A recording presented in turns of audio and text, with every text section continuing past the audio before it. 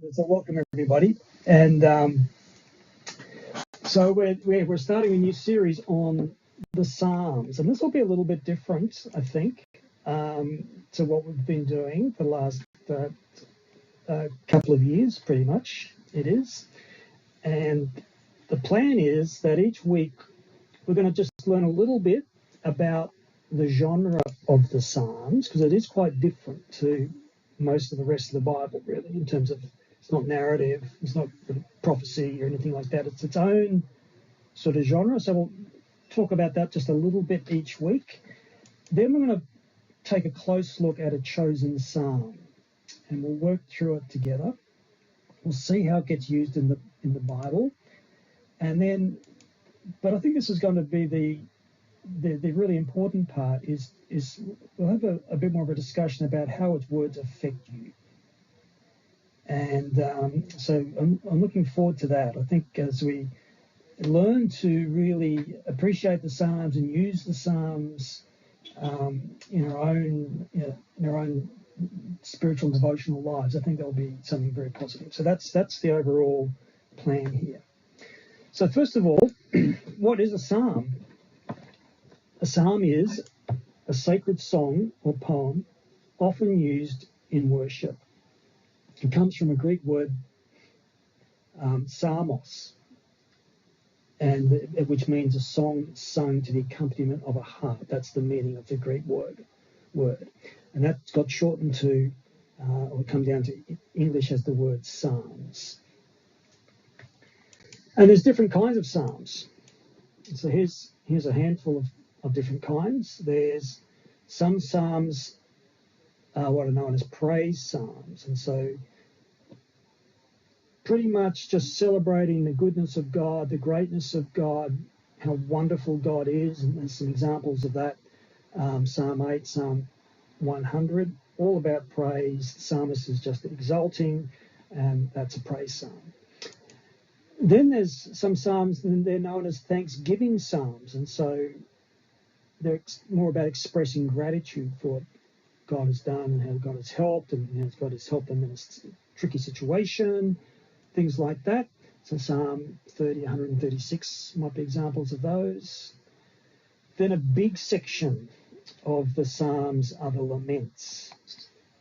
And a lament is the kind of psalm where the psalmist is crying out in distress or seeking deliverance, and things really aren't going well around them. And a very famous lament is Psalm 51, which is David's psalm after he committed adultery and murder with Bathsheba and her husband. There's another category called royal psalms about kingship, often pointing to the Messiah. So that has special significance for Christians. Psalm 110 is very famous for that. Psalm 2 is famous for that. And then wisdom psalms, which is more about offering guidance for righteous living. So just be aware that there's these different categories of psalms, and will change up from week to week. In fact, the psalm we're doing tonight is Psalm number 1, that's one of the wisdom psalms. So just a question here. So we've got praise, thanksgiving, lament, royal, and wisdom psalms. So just notice, as you just look at those words, the range of emotion and life circumstance that covers. So a lot more than what we might typically do in a church service, right? So I can't really remember too many laments being sung. And so one way I think we can think of the Psalms is as an accompaniment to life in all of its ups and downs, because of this big range of emotion and life. So I just want to ask and just throw it out there to the group, how have you thought about the Psalms? When you hear about the Psalms, what comes to mind for you?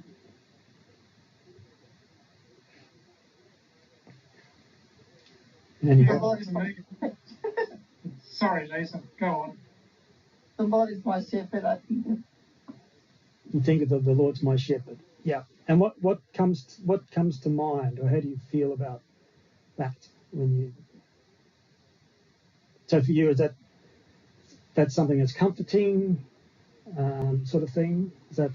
Yeah. Yeah. Okay. Yeah. Thanks, Lisa. Anybody else?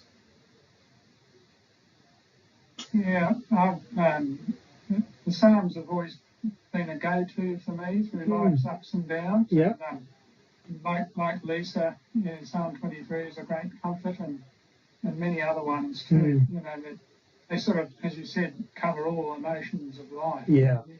Different situations, and so for you, it's like this is my go-to. I'll open up at Psalms and put some encouragement there. Okay. Thanks, James. Anyone else? I actually haven't thought too much about them. I remember reading them and not really understanding them. They were just song. Okay. But lately I have been studying them. Okay. And realised what I missed out on. Oh, they're very good. Very good. I appreciate the honesty.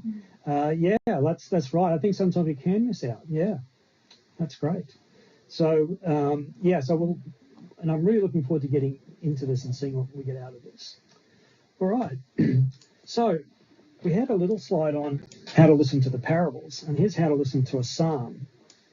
And I think it's some things we need to be aware of as we look at the Psalms. And the first thing is that Psalms are what's known as their meditative literature. And so their very design is for reflection, for meditation, for memorization, for frequent use. And they're designed to engage with your emotions and your mood. So it's more so than maybe any other kind of genre in the Bible. It's this idea of this meditative literature. We should not look at Psalms as a source of precision doctrine. I wouldn't be building too many doctrines out of the book of Psalms. Why would that be? You think?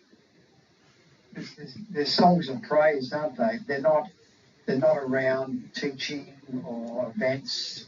Yeah, and what sort of that's right. And what sort of language is it in the Psalms? Language. I mean, isn't there one that talks about God having wings? That's right. Yeah, God will protect you under the shadow of His wings. Oh, really? So God has feathers in that case. You know what I mean? That's clearly, ridiculous. But so we can't read the Psalms the same way that we might read, say, one of Paul's letters to the church, right? And so it's because it's human expression, it's poetry, and so therefore there's lots of poetic devices, right? So people say things like this to get across an idea, and we've got to, it's important that we can sort of understand, yes, this is poetic language here, and let's not try and sort of precision pull it apart sort of thing. So just be aware about that. I guess a very unique thing about the Psalms is that it's operating the other way than most of the rest of Scripture, in a sense. We're capturing people talking to God rather than the other way around. And that's not to say that God doesn't speak to us through the Psalms. I'm not saying that, but we're sort of we're just sort of seeing those moments. David's pouring his heart out to God. People are praising God. So there's this kind of opposite direction going on there. And engage with the picture. Psalms are painting these pictures. You go to the art. Who likes going to an art gallery, for example? Yes. Yeah. So when you go to the art gallery, what do you do? I wonder exactly what the the red, green, and blue components are of that particular colour there. What size brush did he use? And is that the way we look at pictures in an art gallery? No. No. How do we do that? No.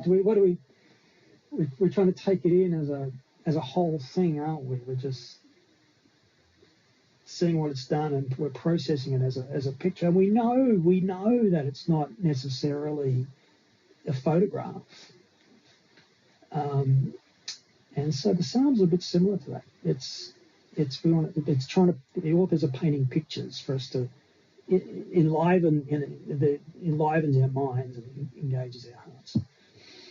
So just think about now the idea of meditative literature. I don't know if you've heard that term before or not, but what might it mean to you, do you think? Meditative literature. What might that mean for you? For me, it means sort of sitting on sitting on my heart. When I think about it through the day. Yeah. Okay, it's there and it sort of keeps coming back and you keep sort of turning it over and thinking through it more and that kind of thing. Yeah. Okay. Yeah. Okay. Awesome. Trying to connect with the emotions that it evokes. We read something and we can have an emotional response, and we can think, well, why is that? Maybe it's something positive. Maybe it's pain. Maybe it's joy. Maybe it's and we can sort of even wonder about that. Is that what you meant, Janice? Yep. Trying to connect with the emotions. Okay. Awesome.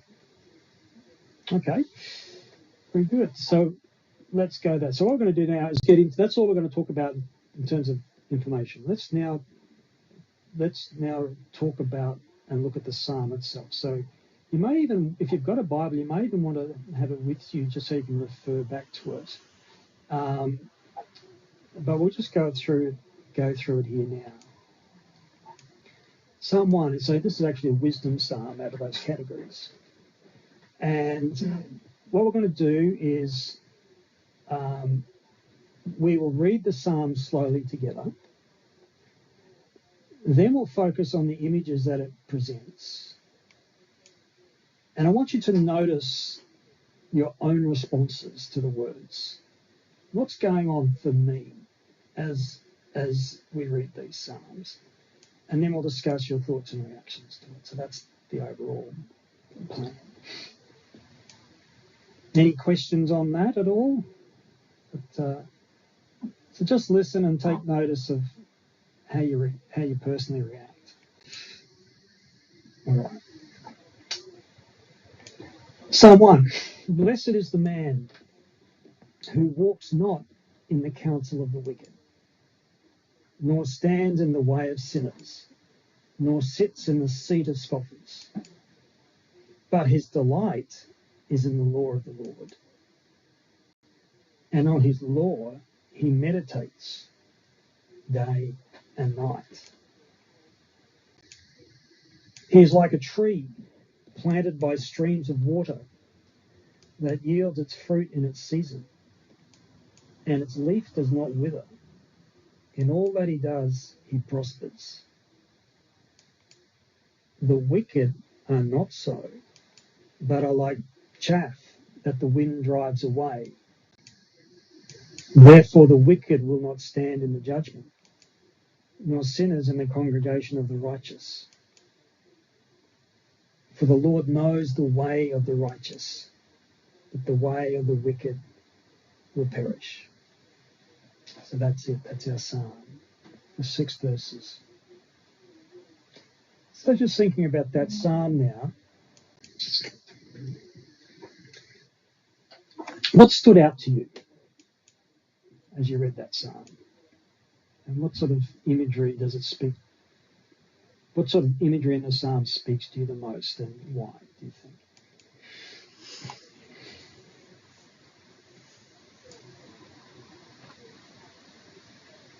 few verses on the right hand side there that prompt us. The thing that stands out for me straight away is the image of the tree and the running water, and it brings back memories of childhood. Okay. And being around rivers and flowing water and perhaps even floods, or being out in the country somewhere fresh. And that's so you're really connecting with the tree planted by the rivers of water here that's bringing its fruit. The pictures of land. The land, okay. So and that's a positive memory. Yep. Me, Chris. To me, it's like you get a picture of, if you delight in the Lord, then it's like life is good, life is prosperous, and life is you're like next to a stream, so you're sucking the goodness of the picture is that a tree growing, that we will grow if we're not doing if we delight in the law of the Lord. So the nourishment going up into that tree because of the water side. It's near the water. It's keeping it strong. It's keeping it well supplied. Everything's good. Yeah. It's a wonderful picture. I think that's the image for me as well. Actually, is that it's nourished. Everything's taken care of. It's great. Yeah. It's good to reflect on. It's good to think about these sorts of things, isn't it? So, and just let it turn over in our hearts. Any other images here that anybody? Sons of Korah. Yeah. The band, Sons of Korah. Yeah. They sing songs, his psalms. Yeah. Yeah, and I just want to encourage everyone to listen to Sons of Korah, listen to Psalms. Okay. Do they do other psalms as well, Lisa? They do all the Psalms. Oh, seriously? There you go. Fantastic. Yeah. Fantastic. They've been around for 30 years. Awesome. Thanks. I might look that up next time. See if they've done one of the psalms that we do. So we might play it. Great. Okay. Anybody else on that? The wind and them being blown away like that sort of reminds me of the cyclone. All right. Prince Alfred's not the Prince Alfred. Cyclone Alfred. Yeah, and yet some of the trees stood and some of them didn't, unfortunately. Yeah. And that, I guess, and blowing away, just see things being, the cyclone's probably a good example, is just how much things get scattered in a strong wind like that. All right. I get through this one with verse 2, but whose delight is in the law of the Lord, and who meditates on his law day and night.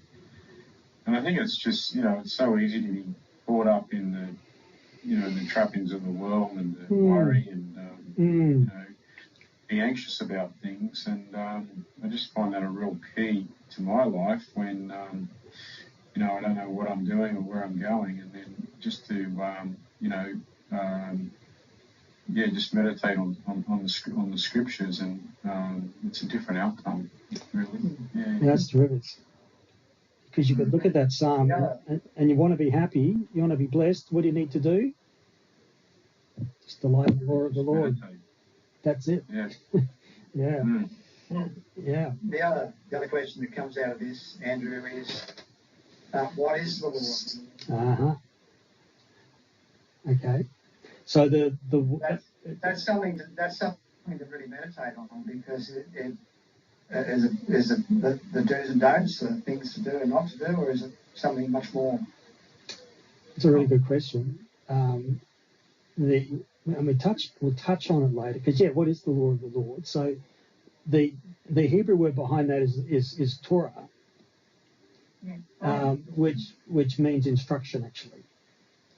So typically we talk about the law and the prophets, but the full meaning of the word is really this idea of instruction. So it's the instruction of the Lord. So maybe not even just the do's and the don'ts, but the education that God wants to give us about righteous living. God's ways would be another way of saying it, I think. And that's, more so than, make sure you give a third of a hin of wine when you give this particular sacrifice or whatever. It's, I think that the sense is the ways of God, his, inscrutable, the instruction of the Lord, which includes those other things as well. But to me, that's where that's going, I think. Good question. All right, any other thoughts before we move on? Yeah, I guess it's a comparison, isn't it? Those who love the Lord are seemingly blessed here, but those who reject the Lord, they receive condemnation and judgment. Yeah. So that's very much the design, isn't it? There's the setting up the two. So it's a choice, right? It's a choice to be someone who delights in the law of the Lord and wants to get that into your life. In his law he meditates day and night. And that will, you think of a tree, well, that takes a long time to grow, doesn't it? So that's a long life. It's being nourished. It's being, from year to year, from season to season, it's bringing its fruit out. Its leaves don't wither. Everything it does prospers. And that's a wonderful picture. And we're all like, give me some of that. Right? We're all like that. But on the other hand, you don't delight in the law of the Lord. You're in the other group. The wicked, and life doesn't go nearly as well, according to the Psalm. That's the picture. There's two groups. Okay, that's good. So I just want to point out a couple more little things. So one of the big features of Hebrew poetry is what's called parallelism. And we know what parallel lines are, right? They're two lines going side by side, like railway tracks. The tracks are parallel. And we'll talk more about this in more depth another time. But the idea is multiple ways of saying the same thing. That's really what it's saying. So think back at the beginning of the psalm. It says, "Blessed is the man who walks not in the counsel of the wicked, nor stands in the way of sinners, nor sits in the seat of scoffers." What do you notice about the verbs there? The ones in blue. They're present tense. They're present tense. They're present tense, yep. They're active verbs. They're verbs of posture. They're all to do with posture and activity and sort of movement, isn't it? Walking, standing, sitting. Yeah. They're the participles, but they're and you can see, so he's saying the same sort of idea three different ways, using three different stances, if you like. You see that? Who walks not in the counsel of the wicked is quite similar to not standing in the way of sinners, which is quite similar to not sitting in the seat of scoffers. It's the same idea, isn't it? just been repeated in 3 different ways, and they've, maybe you could say the walking is how you live your life. You're not listening to advice from wicked. You don't stand in the way of sinners. You don't sort of, I don't mean stand. And you've got the parallelism with wicked sinners, scoffers. Correct. Well. Yes, that's right. So it's exactly the same structure of each of these lines here. But there's verb here, and then we've got these wicked sinners, scoffers. That's right. Yeah. So we'll see this kind of thing a lot, and maybe one of those even takes notice. You take notice of one more than the others. That's fine. I think this is one reason why it does this, is to sort of reach into a different corner of our mind, that kind of thing. Yeah. So parallelism here is just, and this is a really good example of it. A number of ways of saying the same thing, and we'll see that over and over and over as we go through the Psalms. Now I want to focus in on one word in the second verse here, and it says, "But his delight is in the law of the Lord," or the instruction of the Lord. His delight. How would you explain the meaning of delight?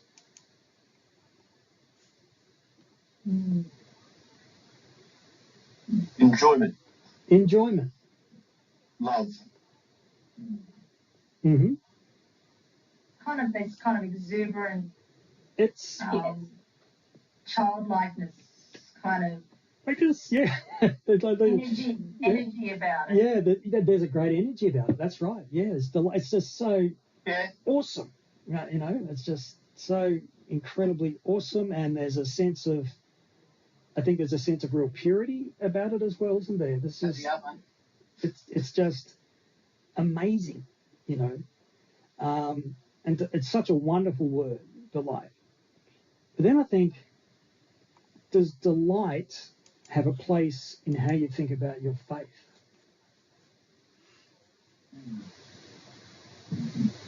Is that a word I think about? Is that, do I think about? Well, yeah. Delight is a random experience and a kind of surprise.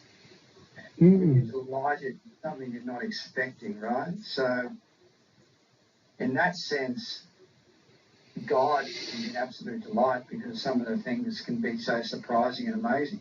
Yeah. So it's some things. Yeah. Your response to the way God works unexpectedly. Yeah. That's what you're. Something that gives you pleasure. It gives you pleasure. Yeah, it's purely pleasurable, isn't it? Is our faith like that? No, not always. Not always. Should it be like that? Yes, it should be like that. Mm. But sometimes we might view it legalistically, or as hard work, or as something we don't have enough of. Or you got to be kidding. Rather than delighting in what we have, like being pleased. You got to be kidding. Faith is all about duty and hard work, right? Isn't it?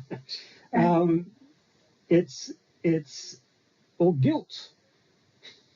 Aren't we supposed to feel guilty all the time? Depends on your background. That's not pleasurable. But I think the reason I asked the question, of course, is that it's not a word that I often hear when people write about or talk about their faith. But right here in the second verse of the Psalms, he says his delight is in the instruction of the Lord. Or we like, I suppose I need to do this thing, God, if you say so. Which has more energy to it? Delight or grudging obedience? Yeah, definitely delight. Definitely delight, right? He's looking into the law of the Lord willingly. Yeah. Because he loves the Lord. Yeah. It's not grudging. Do we give ourselves permission to be delighted in our walk with God? No. No. Yeah. Supposed to be delight. For me, in my opinion, is to knowing how in that time in psalmist, knowing how the relationship that they have to God. So you're saying you're reflecting on the fact that you have a relationship. Is that what you're saying? That's Yeah. yeah.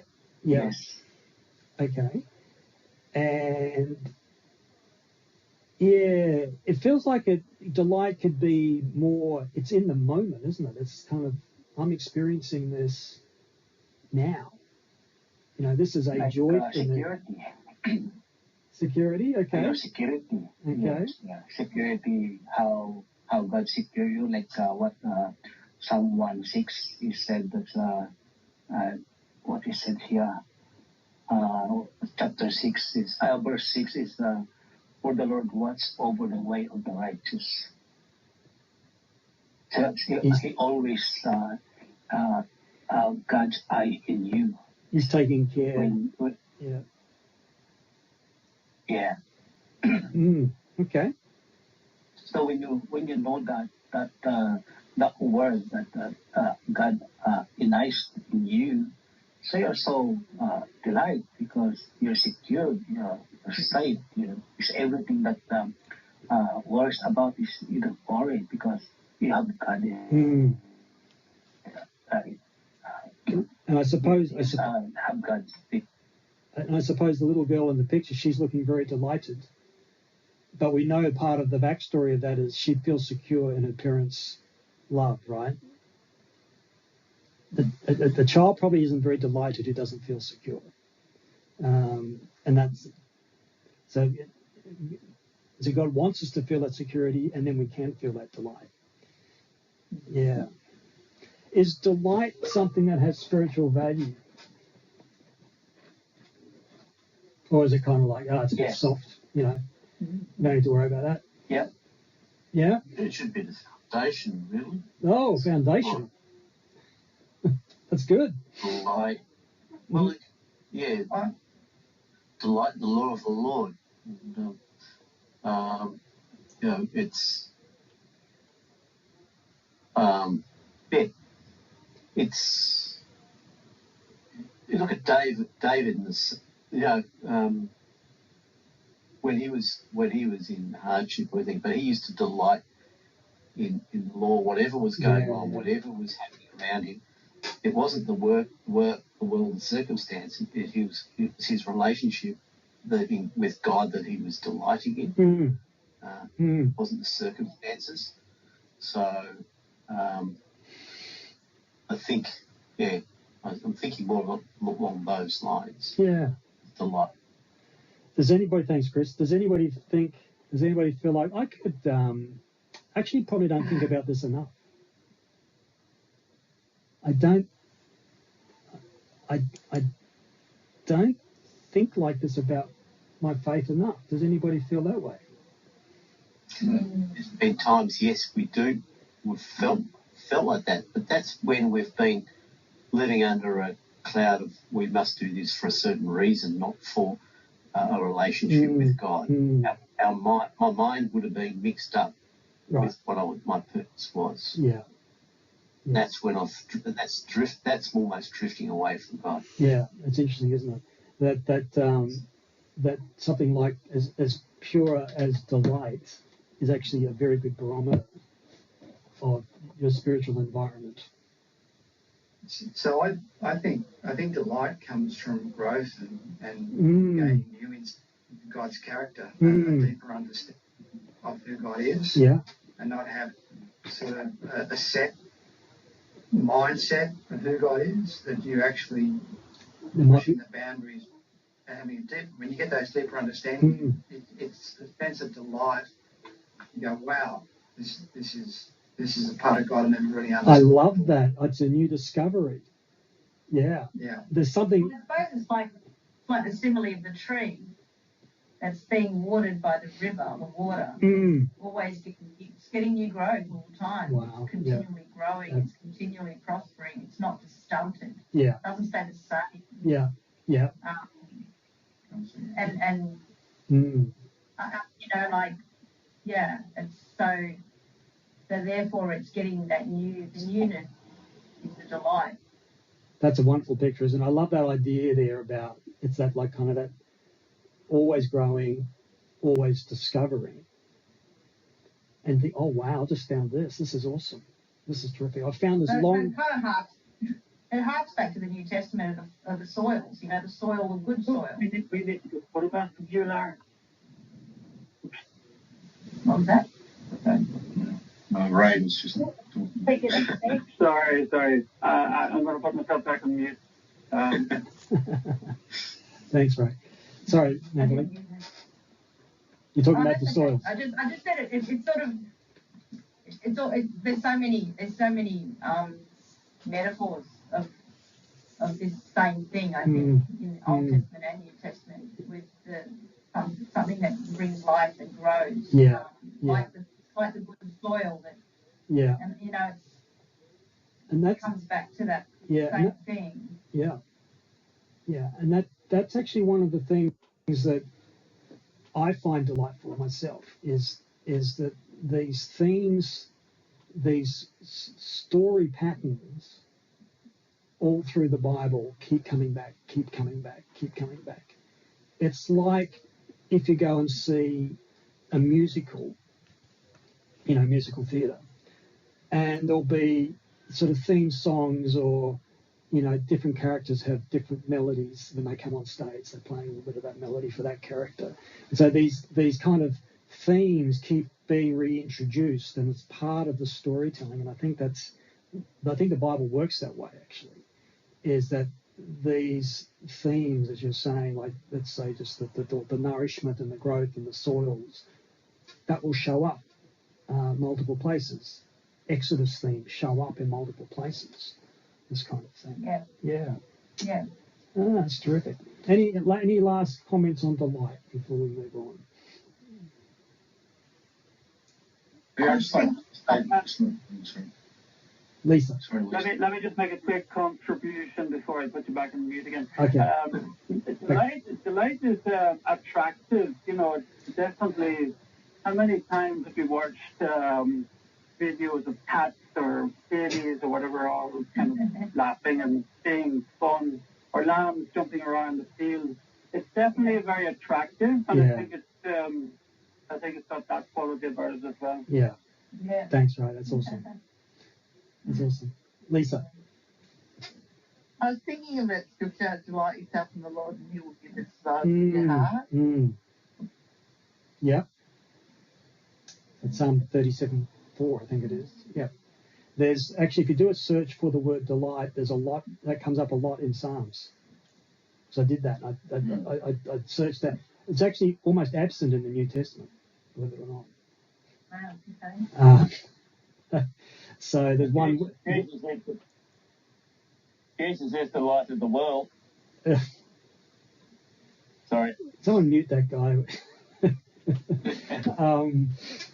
That joke. Craig, you're going to say something. Yeah, I think as well with that, with the not so much on the light, but with the tree as well. With the trees in the desert and that, they didn't necessarily get water all the time, but when the water came, they were able to grow and to thrive, but they still had to survive through those tough times. So I think with the meditation as well, it's basically like, that will get us through the highs and the lows of our lives. There's a real, I see a real connection there. Yeah, awesome. Amen. Let's move on. So connections, so Natalie sort of alluded to this. And this, has anybody seen this diagram before? No. What it is all the books and chapters of the Bible from start to finish along the bottom there. And you can see these little bars. There's like a little bar graph here coming down. So these are the number of references of this book to any other book throughout the Bible. And what the coloured lines are is so if this book here refers to scripture out of here, there's a line that's been drawn. See what they've done there? And I think the colour has a meaning as well. So it's maybe the number of times that it gets referred to. And so you can see, I guess what this paints a picture of is just the incredible amount of linking that's going on through the scriptures. These verses are reflected over here, because you can think Genesis, so Revelation certainly has things in there from Genesis, and it's just stunning to look at that. So obviously someone needed a bit of computational help to produce that chart, but I thought that's a great chart of how the Bible links together. So one of the things I'd like to do here is just look at thinking about some of the biblical connections, and you might be able to think of others from the psalm. And so the first one I noticed is, blessed is the man. Where have I heard that before? Beatitudes. The Beatitudes, Matthew 5, right? Blessed is. And maybe Jesus was, thinking about that when he was, because I know we're talking about wisdom here, we're talking about, and so without having to say it, what gets imported is, if you were listening to Jesus, you would have thought of blessed is. What was that about? Is the man who delights in the instruction of the Lord. And here we are listening to Jesus instruct us, and so that the image, or it sort of like imports all of that backstory into what is being said there in Matthew 5. And delight is in the law of the Lord. So the law, well, technically the law is, Genesis through to Deuteronomy, right? Is known as the law, the Torah, but the meaning of the Hebrew word is instruction. So that's obviously referring back to how I delight in your law. That's what they're talking about, is that they're referring back to somewhere between beginning of Genesis and the end of Deuteronomy. Did anybody notice any other ones there? Any other linkages that you see? A tree is a link. Yeah. I mean, there's a lot of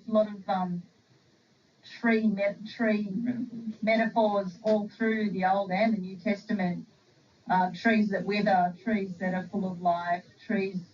The tree of life. I think they're very significant. They're very significant to the desert people of Israel and what they meant and how they gave life. And it's all right through Jesus' teaching as well about the fig tree and different trees. So I think I think that's really important. But also the water. And the water. The water in the river, or the water, because again, desert people, water was hard to find. There were wells, and there's lots of emergency water all over the place. Yeah, so when you slow down and start to take notice of the pictures, right, you can start to make those kinds of connections, and I think that's I find that very enriching myself. Because Jesus talks about being living water himself. Yeah, that's right. Jesus being the living water. Yeah, John chapter 4, right? The woman at the well. Yeah. And I find that it's one of the things that actually builds my faith, or reinforces my faith, and my trust in the scriptures more than anything else, is the fact that we just continue this kind of linking here, and how these refrains keep happening over and over. and how it always builds on and consolidates what's gone. You couldn't make that up. Man couldn't make that up. I don't think. It's impossible. So that kind of, so recognizing that, and I think that's part of the sort of the meditative type of process, is to take notice of those pictures and that kind of thing, and your heart starts to develop that habit of building those sorts of connections. Now you can't go too far with that as well. That's the other thing. Oh, this, the 318 servants of Abraham, blah blah blah. And the people can go to extremes with that, but I think the big pictures are pretty clear. Yeah. Yeah, I agree with that connections. Actually, it's 1,000 connections from the Old Testament to the New Testament. Is everything, what I learned, like everything in the Old Testament is pointing to Jesus, and what Jesus said in the New Testament is preparing to the Old Testament, so that the Jewish people remind, because they know the law, everything. So all of this, I agree, that's all connected. Especially even when God in the Garden of Eden is very connected to the tree of life, to Jesus. So it's a very important matter. Yeah, very much so. Thanks, Coates. All right. Well, one deeper thought, and we're getting towards the end of our time. One deeper thought I thought of here as we're going through it. So we already talked about the walking and the standing and the sitting. And to me, that part is about the physical. So there's the physical sense, the walking and the standing and the sitting. But it's also really a moral sense. So what choices are we making? Who am I associating with? How am I making decisions? So that's what that's starting off as, is the physical and the moral. And then we've just been talking about delight. And what's delight? It's an emotion, isn't it? Joy. It's an emotion. And then delight in what? Meditating on the law of the Lord. And what's meditating? That's an intellectual thing, right? That's a sort of a brain thing. And so what I'm seeing there is that the psalm is expressing spiritual truths in a way that embraces the physical and the moral and the emotional and the intellectual all together. So the whole person is involved here. The whole person. And from that, we think about what is spirituality. What is true spirituality is it affects every part of life in existence. It's not just intellectual, and it's not just what you do or don't do. It's all of these aspects working together, so the physical, intellectual, and emotional wholeness. And the psalm is coming from that. So it doesn't come right out and teach this, but you can look at the psalm and say, you know what, it's covering, but we are talking about physical, moral things. So we are talking about emotional things. Here we are talking about intellectual things. God must care about all of them, and within the context of the psalm. So as we strive to live a life pleasing to God, what does that tell us? It's every part of our life is under that. It's every part of existence, our physical, our intellectual, our emotional, and this idea of wholeness. Being like, what do you guys think about that? Does that make sense to you?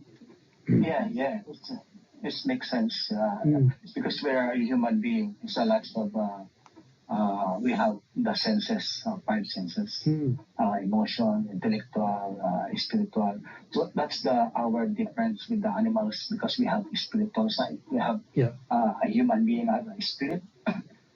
So we have senses about everything. That's emotion. That's natural in our physical conditions and also mental conditions. But in the same way, in the spiritual situations, in that particular Psalms, especially the Old Testament, they need that. But for now, as if a present, if you ask me about this kind of like this kind of some of the stuff. But the good news there is we got the spirit that we are already equipped. So this is a big help for us now in our present, because that incident or that situation is already fulfilled by Jesus. Thank you. Okay, thanks, Katz.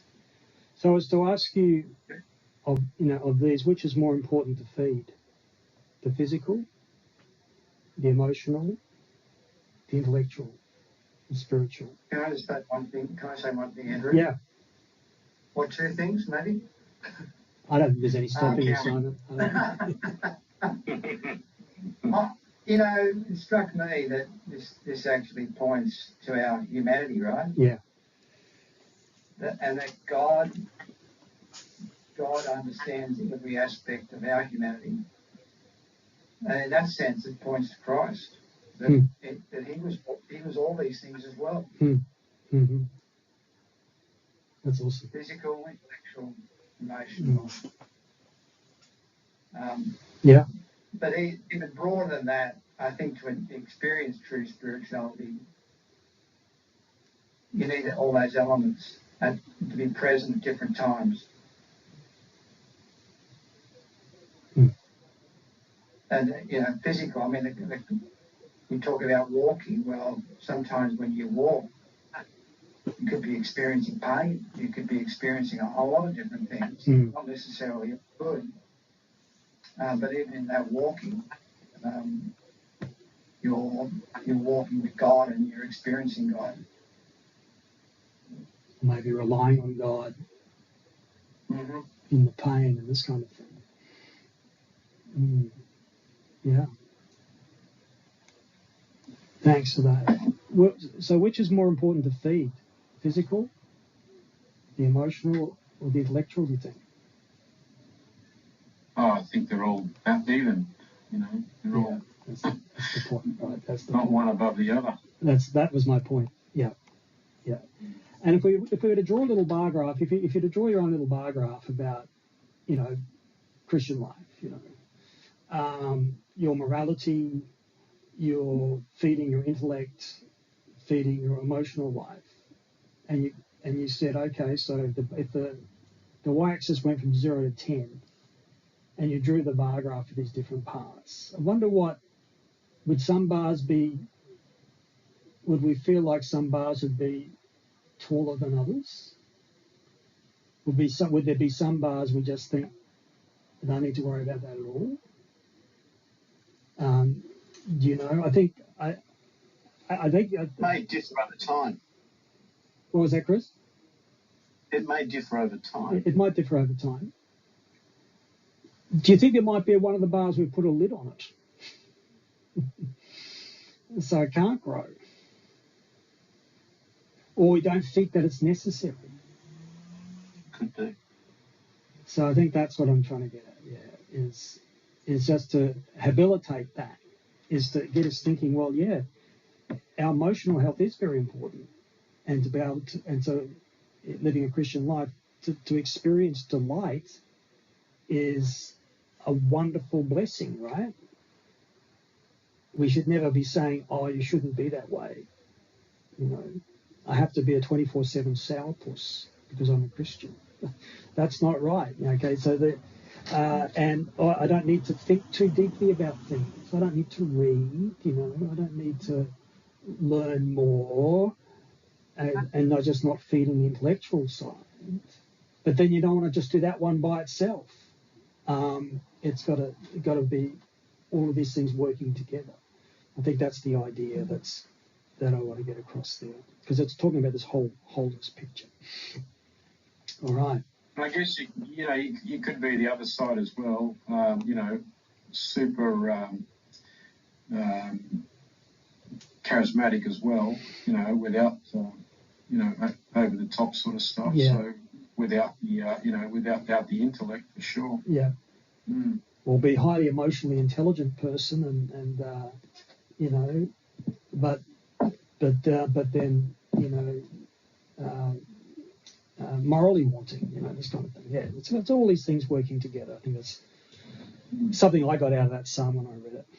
All right. So. But one thing I'm reminded of. Sorry, It's the same. Sorry. Barry, I'm reminded of the song we used to sing about, I travel down a lonely road and the burden on my weary back had bowed me to despair, and the song of delight. No delight there. It's like, well, woe is me, but then Jesus went through the same stuff, Yeah, I complained to Jesus how folks have treated me. Oh dear, oh dear. I know, right? Yeah, that's the sort of thing. I think sometimes, and that can rub off. It can rub off. So I think I just want to awaken here tonight. Being delighted by God is okay. Sorry, Katz, you were going to say something. I noticed because if you can imagine how the disciples experienced a lot of stuff in their side, in that 2,000 years ago, how they feel the persecution, despite of that, they're preaching the word of God. Be there, they hung on the cross or whatsoever, what happened in that, but they're still happy. They still they decide, like, because they know their identity, maybe. Like because, but always Paul remind them, even that sometimes the emotions come, but the decisions is different. Like they decide to be happy because of their security. So only just imagine that kind of situations, Okay. in the past. Yeah. Perfect. Thank you. So we've changed the reflection guy.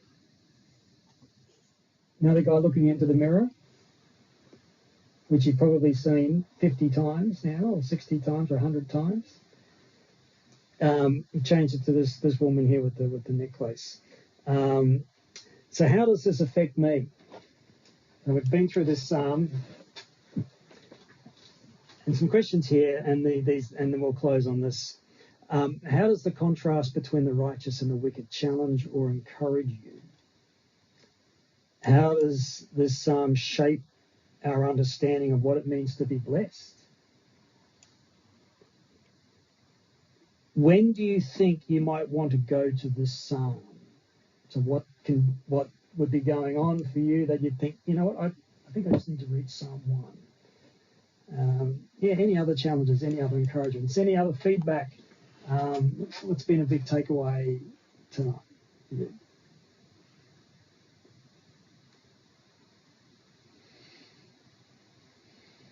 For me, Psalm is a good poetry to remember, and for me, it's encouraging because that's their emotions come out to their the relationship that they have with God. But I think that is already connected to Jesus anyway. So we are. What is the greater good news of the gospel that I keeping on, because that's only can make me personally make me delight, like because the good news of the, Jesus Christ. Yeah. Okay. Thanks, Katz. Thank you. Yeah. Anyone else? Any other thoughts? was a thing on the radio a few weeks ago about top 10 book sellers, selling categories, in the New York Times, and self-help books are one of the biggest, and it just made me think that the Psalms we've always had, and they're probably the most original, self-help that we could find, and when we do need help, it's going to the Psalms. Yeah. Thanks, Craig. Yeah, it's been there all along. Yep. What about this idea of being blessed? Blessed is the man or woman whose delight. Have we sort of connected those thoughts before? Delight, to be able to delight in the instruction of the Lord, you can't get more blessed than that. Well, perhaps one thought here is that a lot of people think blessed means everything goes well, but that's not necessarily the case, right? No, that's right. Yeah, blessedness is about relationship and closeness and intimacy with God, no matter what the circumstances. Yeah.